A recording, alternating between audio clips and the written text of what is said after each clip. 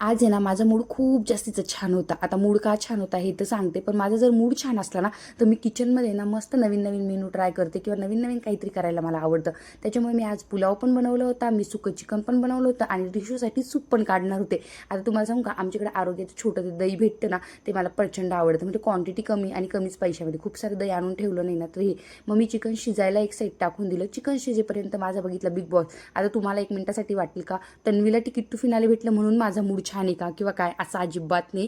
Mood छान असायला आपली काहीतरी कारणं लागतात. आणि तसंही माझा नवरा म्हणतो, तू बिग बॉस बघून बघून ना वेडी झाली, म्हणजे तुला ना नुसतं डोक्यात तेच राहतं चालू. नंतर छान आम्ही जेवण केलं आणि त्यानंतर आहे ना रिशूला घेऊन बाहेर फिरायला गेलो. तिथे इतक्या साऱ्या त्या मेंढ्या आलेल्या होत्या ना, त्या बघून रिशू आणि त्याचा एक फ्रेंड रुद्र, ते दोघंही इतके खुश झालेले होते ना, त्यांचं चालू त्याच्या मागं पाहायचं. नंतर आम्ही सायंकाळी बाहेर गेलो, बाहेरून जो सामान आणलं ते लगेच मग मला बघून तर रिशू मला हेल्प करत होता घरामध्ये आणू लागा.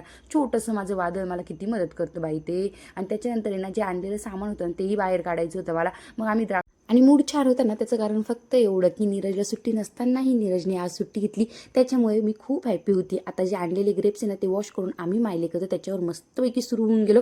चला आता आम्ही ग्रेप्स खातो आणि हा मिनी ब्लॉग इथंच संपवते. Bye bye.